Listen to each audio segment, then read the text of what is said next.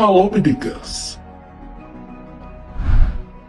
Nama Gus Samsudin dan pesulap merah jadi perbincangan karena perseteruan mereka. Pesulap merah alias Marcel Radival adalah seorang pesulap yang kerap membongkar trik-trik dukun dan praktik paranormal. Sedangkan Gus Samsudin mengklaim dirinya memiliki keahlian praktik pengobatan supranatural. Dalam pesulap merah meyakini bahwa apa yang dilakukan oleh Samsudin hanyalah trik belaka. Lantas siapakah yang lebih sakti di antara mereka? Mari kita bongkar.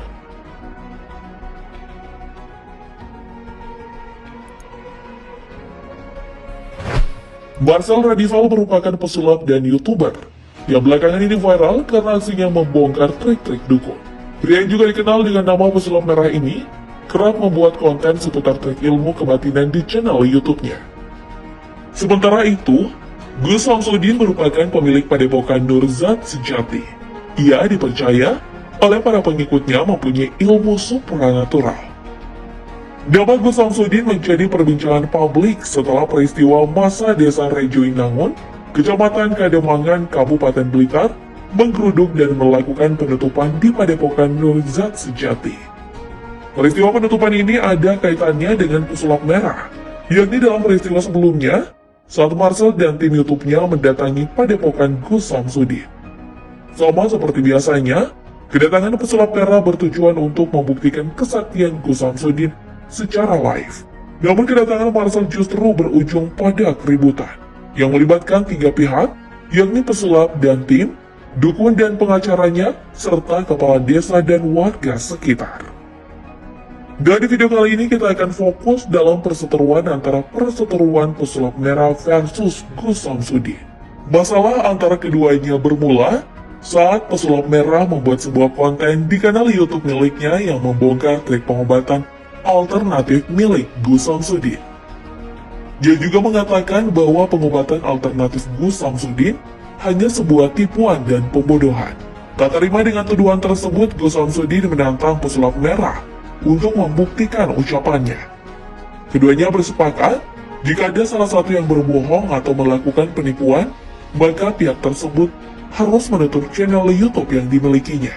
Waduh, ngeri juga ya. Zaman sekarang orang-orang taruhannya tutup channel. Marcel Radival pun menerima tantangan tersebut dan segera cabut mendatangi padepokan Gus Samsudin. Alih-alih menerima kedatangan Marcel, Gus Samsudin justru menolaknya. Kuasa hukum Gus Samsudin bahkan meminta santet magician dan tim yang ia bawa untuk kembali pulang. Sempat adu pendapat, kerumunan Marcel dan timnya di padepokan Gus Samsudin lantas mendatangkan perhatian dari warga setempat. Mereka akhirnya meninggalkan padepokan setelah diminta oleh kepala desa Rejoinangun untuk tidak membuat keributan. Meskipun duel langsung pesulap merah versus Gus Samsudin gagal terlaksana, kamu jangan kecewa dulu. Soalnya, aku udah ngumpulin beberapa aksi mereka berdua yang dapat dijadikan sebagai perbandingan.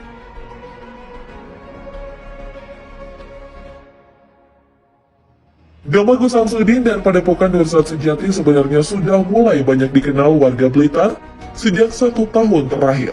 Baliho besar berukuran sekitar 3x4 meter berdiri di sejumlah titik lokasi di Kabupaten Blitar. Dalam baliho ini terpampang foto Gus Samsudin dengan janggut panjang dan busana jubah, serta kain sorban putih di kepala. Selain dikenal sebagai seorang penyembuh yang memiliki kemampuan supranatural atau disebut dukun, Gus Samsudin juga banyak menggunakan rapalan doa dalam bahasa Arab berisi kalimat-kalimat doa Islami. Dukun yang satu ini juga sebenarnya bisa disebut YouTuber. Ia rajin mengunggah praktik penyembuhannya di channel YouTube miliknya, yaitu Gus Samsudin Jedab dan padepokan Nurzat sejati. Pada salah satu unggahan videonya, dipertontonkan seorang perempuan tua yang datang diantarkan mobil ambulans dalam kondisi lumpuh. Perempuan ini kemudian digotong dan dibaringkan di depan Gus Samsudin untuk didoakan dalam prosesi penyembuhan. Selanjutnya, dua orang pengikut Gus Samsudin membantu perempuan itu berdiri. Kemudian, dengan susah payah perempuan ini dituntun untuk menggerakkan kakinya. Pada akhirnya, si pasien berhasil sembuh. Ia dapat berjalan kembali hanya melalui satu prosesi pengobatan yang memakan waktu beberapa puluh menit saja. Belajar tekan dulu, belajar tekan. Gus Samsudin dan Marcel Radival memang bisa dibilang sebagai musuh bebuyutan. Bagaimana tidak, satunya bekerja sebagai dukun, satunya lagi suka bongkar trik-trik dukun. Otomatis apa yang dilakukan pesulap merah ini mengancam profesi Gus Samsudin beserta para dukun lainnya. Jika dilihat dari channel YouTube-nya, video pesulap merah saat membongkar trik dan teknik kelinci gaib menjadi video dengan jumlah penonton terbanyak, yakni 30 juta penonton. Video berjudul Saktinya Kelinci Gaib ini direkam di depan pintu berwarna coklat tua. Pesulap merah mengenakan setelan kemeja merah, kombinasi biru dongker, dan jeans biru.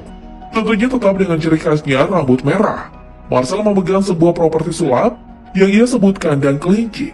Lalu ia mengeluarkan sebuah mainan berbentuk kelinci warna kuning dari sakunya. Kemudian memasukkannya ke pintu ke sebelah kiri. Disinilah trik sulapnya dimulai. Hilangin dong nenek. Sedangkan video tertinggi Marcel saat ia membongkar praktik dukun, yakni saat menantang perguruan perisai batin Indonesia. Pesulap merah membongkar trik dari perisai batin yang katanya memiliki ilmu mistis, sehingga tak dapat terkena pukulan yang bernama ilmu laduni.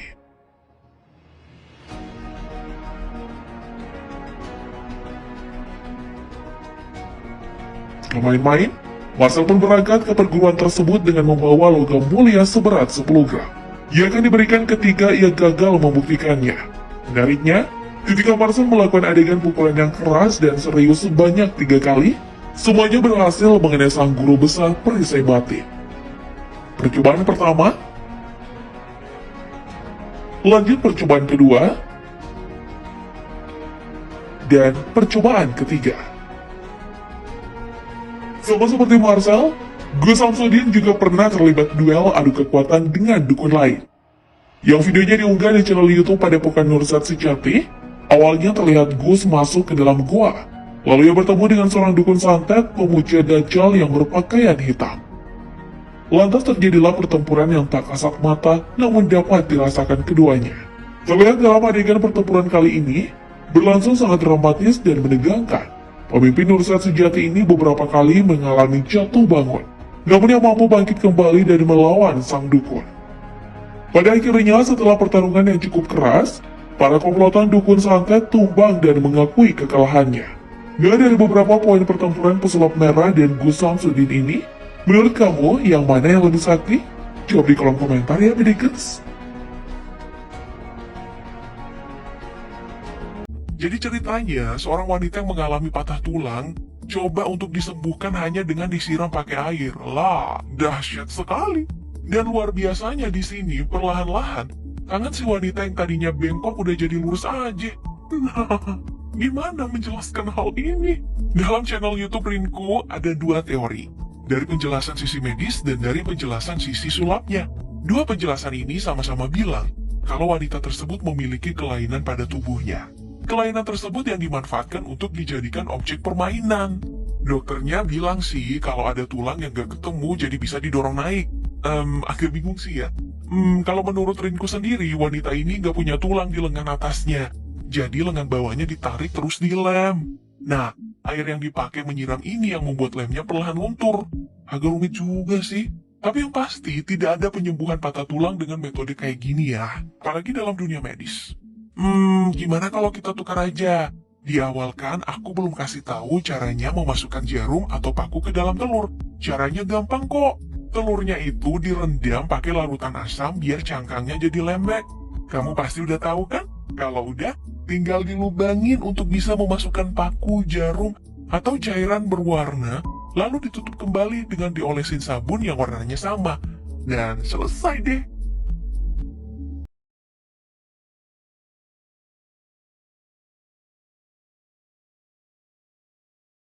Di siang hari yang berbahagia ini saya akan berangkat ke Jakarta untuk menemui seseorang.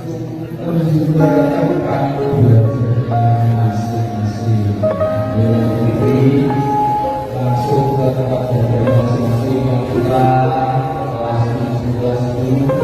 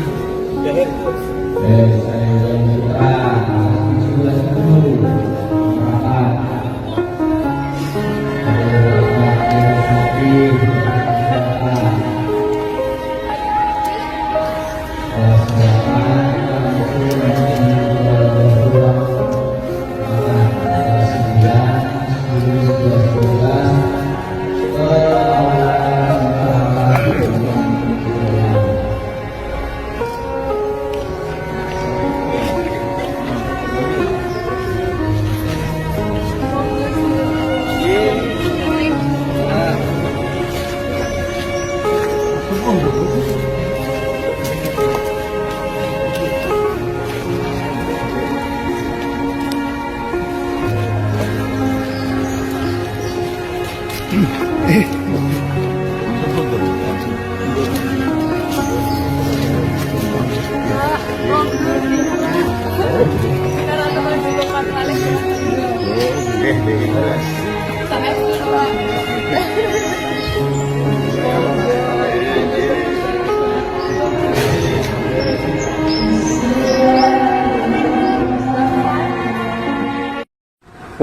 kayaknya ada yang lagi di Jakarta nih. Katanya mau pembuktian. Ini tempat udah gue sediain nih. Alhamdulillah kita mau ke Jakarta. Kita akan menemui seseorang untuk melakukan pembuktian. Mohon doanya semua saudara-saudara. Semoga kita semuanya selalu dalam lindungan Allah Subhanahu wa Ta'ala. Ayo, kita cari rumahnya si Kuntet Merah. Kita cari rumahnya Kuntet Merah. Alhamdulillah saudaraku semuanya, kita sudah sampai di Jakarta dan nanti kita langsung mendatangi seseorang. Mohon doanya untuk semua saudara. Kayaknya ada yang lagi di Jakarta nih. Katanya mau pembuktian. Ini tempat udah gue sediain nih. Tinggal langsung aja kontak ke gue dong. Masa nggak ada kontak-kontakan sama sekali tapi ngakunya mau pembuktian? Ayolah, kalau emang berani kontak gue. Akses gue kan udah banyak. Kemarin udah teleponan juga dong. Masa nggak berani kontak gue buat pembuktian? Tapi keluar-keluarnya mau pembuktian. Ciao, kecil. Dukun yang cabul dan sebagainya. Cuman masalahnya hanya satu saja sih, ketika beliau memberikan edukasi itu menyebutkan nama seseorang. Menurut saya kalau edukasi itu tidak menyebutkan nama orang, kalau menyebutkan nama orang itu sudah sama dengan menjatuhkan, atau ketika menuduh maka harus sudah membuktikan, kan begitu. Dia jadi menyebut nama siapa? Di video itu beliau menyebutkan nama saya. Disebut dengan jelas gitu. Kan ada videonya. Jadi dari perkataan beliau lah akhirnya memancing reaksi dari saya untuk, ayo kalau kamu menuduh saya maka kamu harus bisa membuktikan itu. Dan ketika saya undang beliau ke tempat saya, itu pun juga saya sudah mencoba untuk memanggil beliau masuk karena waktu itu saya sedang ada ruqyah ya. Aku lihat tuh Gus sedikit videonya, dia kan datang tapi nggak sampai masuk ke dalam kan Gus? Enggak. Jadi ketika itu saya sedang ada ruqyah bersama dengan saudara-saudara saya, ada pasien-pasien saya. Ketika saya sedang ruqyah, ada salah satu santri saya yang datang menyampaikan, "Wah, itu ada tamu dari Jakarta, siapa?" kan begitu. Pesulap merah. Kalau begitu monggo persilakan beliau masuk, kan begitu. Terus beliau datang lagi ke saya, santri saya itu menyatakan beliau nggak mau masuk bah, tapi panjenengan yang disuruh keluar.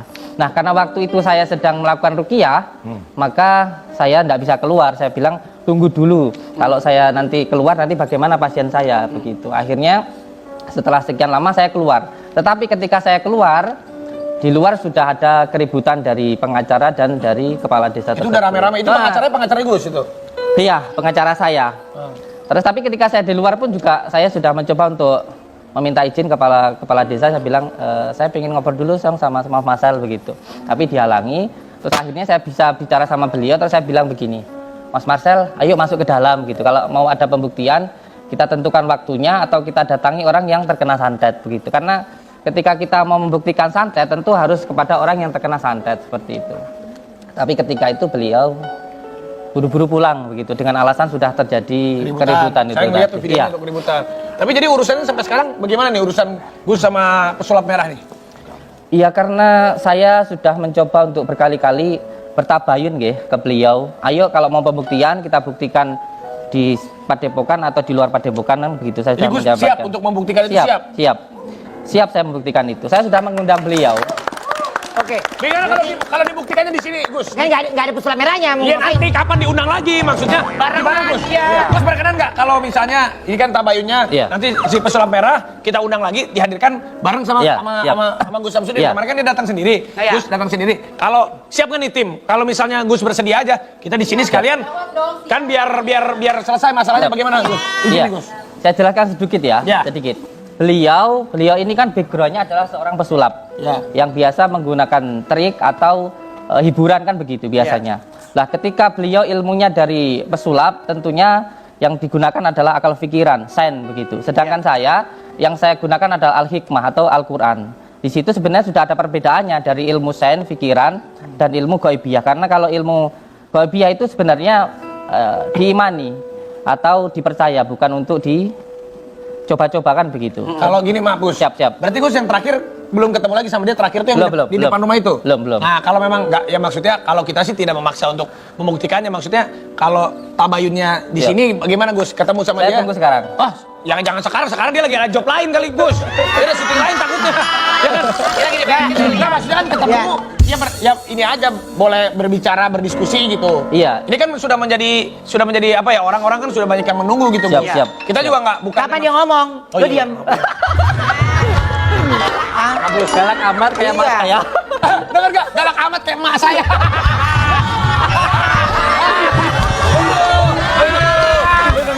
Kayak emak saya. Kayak emak saya. Jadi nafsu banget. Nah terus jadi gimana kalau seandainya diajakin untuk ketemuan di sini, oke nih Gus ya? Sangat siap sekali. Sangat siap ya. Tinggal diatur waktunya Gus ya. Sekalian itu kan bisa sekalian bertabayun ya, sekalian bertanya. Dan pertemuan itu, pertemuan itu bukan berarti keributan. Betul. Ya. Tapi siapa tahu kita bisa menjadi penengah yang baik, ya kan? Dan apalagi sekarang ini kan semakin runcing, takutnya malah jadi dimanfaatkan oleh banyak orang. Ini kapan ngomongnya nih? Kapan Belum ngomongnya? jawab. Gue belum nanya. Tapi mungkin biar relax daripada ketemu, mungkin biar relax ketemunya di tempat ngopi ya Gus. Tempat ngopi sambil makan di lab. Iya, tapi di tempat ngopi gitu sambil ngopi sambil apa, jadi relax gitu. Apaan? Orang kuliahnya. Beda cerita sama tempat kopi, kita mau kemanain lu? Bantuin. Lu mah tempat kopi mau ngapain? Mau konsultasi lu? Baik, maaf nih, Gus. Siap. Tapi semenjak kejadian ini, apakah kan ada berita juga katanya, maaf nih, Gus Samsudin tempat padepokannya disuruh, maksudnya dipindahkan, ada gosipnya ditutup, ada gosipnya pasien-pasien ataupun kerabat keluarga yang pernah berobat ataupun ke tempatnya Gus jadi sepi. Nah, bagaimana tanggapannya Gus gara-gara berita ini Gus? Iya, sebenarnya kan ini kekuatan media sosial yang sangat luar biasa. Dari tuduhan tadi yang disampaikan oleh Mas Marcel, sehingga menimbulkanlah opini di masyarakat seolah-olah saya itu benar-benar melakukan penipuan begitu. Walaupun gitu, jadinya. walaupun belum ada satu orang pun, boleh dicek di kepolisian baik itu di Kapolri maupun di Kapolres, di Kapolda, belum ada satu laporan pun dari masyarakat yang merasa saya rugikan. Jadi ini hanya sekedar opini dari Mas Marcel yang mengatakan saya melakukan penipuan. Makanya saya pun juga ingin bertemu sama beliau. Yang saya tipu itu siapa? Korbannya mana? Terus alat buktinya apa, kan begitu ya? Terus tempat ditutup bener nggak Gus? Padepokannya disuruh pindah katanya. Nah gitu sayang. Jadi gini, dari kejadian beliau datang itu akhirnya menjadi ramai, tergiringlah opini di masyarakat bahwa di tempat saya terjadi mengakibatkan penipuan tadi, sehingga masyarakat datang, intinya tergiring opini lah begitu. Dan karena terjadi kekisruhan, untuk menghalangi supaya nggak jadi benturan, itu sementara dikondusifkan dulu, tapi tidak ada kata penutupan, dikondusifkan dulu. Oh, jadi ditertibkan dulu.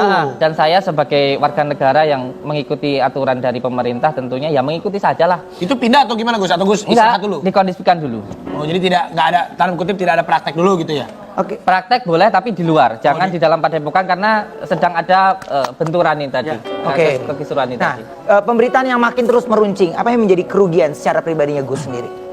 Nama Sebenarnya baik. kalau saya pribadi sama sekali nggak merasa dirugikan ya, karena ketika seperti ini saya bisa lebih banyak waktu bersama dengan keluarga saya, dengan anak-anak saya, dengan istri saya, dengan santri-santri saya, kan menjadi waktunya jadi lebih banyak. Mungkin yang menjadi kasihan saya malah pasien-pasien saya, karena ketika pengobatan ini, di dalam pengobatan sendiri itu ada beberapa tata cara ya, ada yang harus kontrol selama 7 hari. Contoh ketika penyakit taif ya, penyakit taif itu penyakit yang muncul karena was-was begitu, akhirnya muncullah sakit mah begitu. Nah biasanya seperti ini kita butuh pengobatan jalan itu ruqyah selama 41 hari. Nah ketika berobat 41 hari, sedang berjalan 3 hari, karena ada kejadian ini nggak bisa kontrol, padahal seperti ini butuh istiqomah. Jadi akhirnya nanti harus mengulang yang lagi. Tapi maaf nih Gus, nah itu tuh ada artikel tuh. Siap. Harus tutup padepokan, tak terima pasien hingga izin beres. Jadi ada pasien yang marah-marah Gus. Tak terima pasien. Oh, tak terima pasien. Tak terima pasien, Kirain jangan tak diputus ya. Ya, maaf. Tak terima pasien hingga izin beres. Yang jelas. Iya itu. Ah, nama itu bagus. Iya. Nah, Gus, berarti laporan ini sudah dilaporkan atas pencemaran nama baik. Bukan Atau hanya apa? pencemaran nama baik ya. Di sini ada beberapa hal yang juga harus dipahami. Ada beberapa kejadian, kerusuhan, dan ada beberapa hal yang terjadi dan itu ada hubungannya juga dengan hukum gitu. Jadi bukan hanya pencemaran nama baik, bukan. Ada beberapa hal yang lain juga. Ada beberapa hal yang Itu lain. tertuju kepada pesulap merah itu. Termasuk ketika beliau mengambil video saya tanpa izin, lalu mendistribusikan kepada yang lain tanpa seizin saya, dan sudah menyebutkan nama saya melakukan penipuan. Saya hanya ingin tahu yang saya tipu itu siapa, lalu korbannya itu mana, dan alat buktinya itu apa. Hanya itu saja sebenarnya ingin saya tanyakan. Itu saja sudah. Jadi yang dilaporkan si pesulap merah kan sama Iya. Gus itu. Iya. Oke, nah berarti kan sekarang ini sudah ada laporan ya. Kira-kira dari Gus sendiri untuk pesulap merah ini kan dia selalu memberikan statement ya tentang apa yang Gus lakukan gitu ya, dan mungkin cara Gus untuk ke pasien gitu ya. Tapi kalau Gus sendiri apa yang diungkapkan oleh pesulap merah, Gus ngerasa atau enggak? Iya, memang ilmu gaibiyah itu adalah ilmu rasa ya, ilmu rasa yang hanya bisa dirasakan oleh yang mengamalkan. Dan orang lain mau saya ceritakan seperti apapun rasa itu, kalau dia nggak pernah mengamalkan, ya dia nggak akan percaya. Bagaimana ketika seumpamanya kita suruh membuktikan antara surga dan neraka, atau kita suruh membuktikan tentang hari kiamat, atau kita bisa merasakan semuanya, kita melihat penampakan, terus panjenengan nggak percaya terus tanya, coba tunjukkan ke saya penampakan seperti apa, kira-kira bisa nggak? Itu sesuatu hal yang bersifat gaibiyah, batiniah, dan sesuatu hal yang batiniah itu hanya bisa diyakini dan diimani, bukan untuk dibuktikan, nggak akan bisa. Jadi ada jalurnya sendiri ya, yang bersifat sen dan yang bersifat ilmu gaibiyah. Kalau gaibiyah ini tentang keimanan, kalau sen ini tentang fisika Tapi dan Gus, lain sebagainya. seandainya ini kan masalahnya udah masuk ke saling lapor gitu, Gus sudah lapor. Tapi kalau misalnya ada titik temu, habis ketemu, udah ada tabayun dan Gus juga maksudnya terpuaskan dengan jawabannya, dia ini bisa nggak untuk berdamai atau akhirnya, atau Gus maunya gimana nih? Jujur ya, dari pertama kejadian beliau datang ke Padepokan, itu saya sudah berulang kali untuk menyampaikan ingin bertemu dengan Marcel ini. Saya hanya ingin bertanya siapa yang saya tipu, lalu korbannya siapa, terus alat buktinya mana. Hanya itu saja. Kalau beliau bisa datang ke sini, lalu bisa menunjukkan ke saya akan minta maaf dan saya akan bertanggung jawab secara hukum. Kalaupun beliau meminta maaf, kalau memang beliau yang salah, ya sudah selesai begitu. Tapi kalau dia tidak bisa buktikan itu? Kalau tidak bisa membuktikan, tapi kalau beliau meminta maaf, ya silahkan, saya maafkan. Tetapi kalau tetap tidak dikomunikasikan di telepon, tidak bisa, tidak mau datang, dan saya datangi juga nggak mau menemui saya, ya terpaksa jalur hukum tetap jalan begitu. Jadi pengennya segera bertemu lah dimanapun tempatnya itu ya. Di sini aja lah Gus, bagaimana? Tuh, tim, tolong siapin ya. Kita ketemu nih, lebih cepat lebih baik. Sabar, ini ya, biar masalah tidak semakin memanas atau ada oknum-oknum yang memanfaatkan. Ini ada ungkapan dari si pesulap merah. Oh iya, kapan itu dia ngelakuin? Keren. Di mana? Ntar di sini mau lihat. Mana coba? Nih, ini dia ungkapannya. Oh. Beneran. Jadi awalnya Masa bisa ketemu? enggak, awalnya tuh saya ngebongkar rahasia dia yang bakar tisu tanpa api.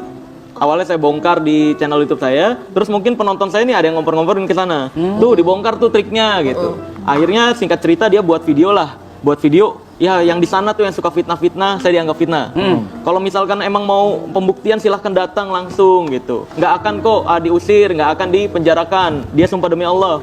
Bahkan dia bilang nggak akan dilaporkan polisi. Tapi ya kalau dilaporkan polisi begini mungkin Allah Azza wa Jal ingin menunjukkan bahwa omongannya nggak bisa dipercaya. Bahkan dia udah sumpah demi Allah pun tetap aja fakta dan kata-katanya beda. Gitu. Kalau ditanya takut atau enggak? Enggak.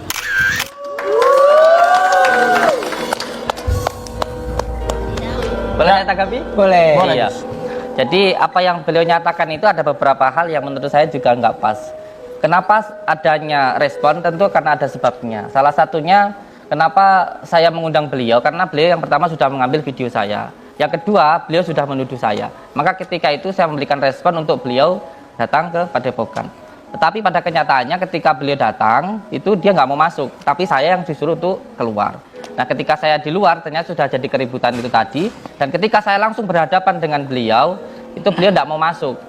Bang Marcel ini sudah nggak mau masuk ke Padepokan, ada videonya, saya nyatakan, ayo kalau mau pembuktian silahkan, ditentukan waktunya, kapan waktunya, tapi beliau waktu itu tetap ngotot untuk pulang, sampai pada akhirnya ada orang tuanya yang tertinggal itu, kemarin itu seperti itu. Ya orang tuanya dia katanya. Iya, kalau untuk pembakaran tisu, jangan ketika kita ini contoh sering melakukan trik atau mau melakukan apa ya, dikatakan mohon maaf kalau tanda kutip penipuan untuk hiburan, lalu menyamakan apa yang dia lakukan dengan yang orang lain lakukan. Belum tentu sama. Karena ini kejadiannya di tempat seseorang dan saya bisa untuk menunjukkan barang buktinya ataupun orangnya begitu. Karena waktu ini orangnya sakit, mohon maaf, sakit pengen bunuh diri terus-menerus. Ada perasaan takut, was-was, gelisah dan susah tidur.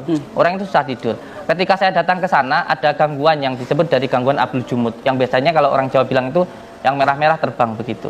Nah, ketika itu saya pun sama sekali tidak pernah masuk ke dalam rumahnya. Saya datang waktu itu live di YouTube. Saya datang langsung diadakanlah ruqyah rumah itu. Lalu muncullah buhul ikatan itu. Nah, ketika dibacakan asma-asma Allah lalu terbakar begitu. Maka saya mengatakan kalau ingin pembuktian ya ayo silahkan kan begitu.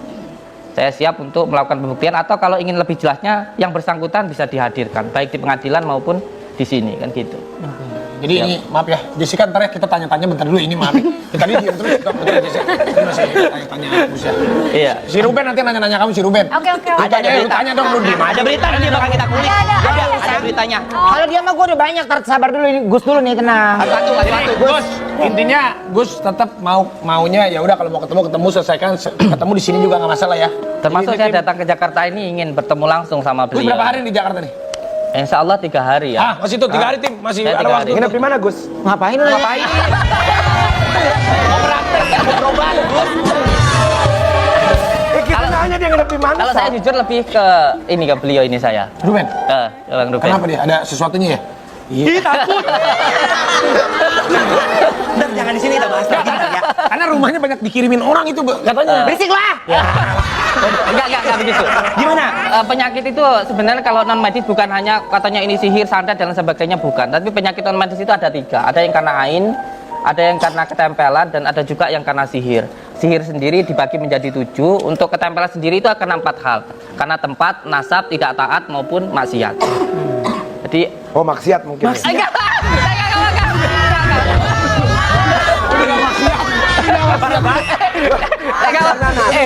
Maksiat apa? Kan ada pilihannya, Kak. Gini saya. Penyakit non medis itu ada 3. Yang pertama, yang karena ketempelan itu karena tempat. Mungkin tempatnya dulu ada mungkin juga ada yang pernah keguguran, keterekan begitu. Contoh orang hamil, mohon maaf nggih. Bahasanya lagi pipis terus keguguran masuk ke konslet itu namanya gangguan terekan gitu. Atau gangguan dari seseorang yang keterekan itu tadi. Ada juga yang karena tempatnya pernah terjadi gantung diri dan lain sebagainya atau tempatnya itu sering sekali perempuan kalau datang bulan darah haidnya itu tidak dicuci dulu, bersih tuntas. Tidak dibersihin gitu. Bisa dibersihin nggak rumahnya Kak Ruben sama Gus? Kok lu yang repot, yang punya rumah juga nggak repot. Nah itu yang Gus ini kurang ajar. Kalau bersihin rumah pakai cleaning service, ngapain pakai Gus? Maksud Anwar bukan bersihin nyapunya, Bu. Maksudnya bersihin secara gaib ya, Gus ya. Enggak semuanya ya. Neranginnya tadi apa tempat Iya. terus apa lagi? Iya, jadi yang karena ketempelan itu ada yang karena tempat, yang kedua itu karena nasab. Nasab itu suatu penyakit karena keturunan begitu. Atau mungkin orang tuanya dulu punya ilmu sehingga menurut anaknya itu disebut indigo. Indigo itu kalau menurut saya pribadi bukan sebuah kelebihan, tapi suatu penyakit menurut saya pribadi. Karena saya sering menangani seperti itu. Biasanya kalau menempel di bagian kepala itu sering marah gitu. Jadi orang mampu melihat jin itu karena 2. Yang pertama karena ilmunya, yang kedua karena jin menempel di dalam dirinya begitu. Ya, ini jadi Kak Ruben yang udah kasihan si Jessica. Sumpah kalau nggak dia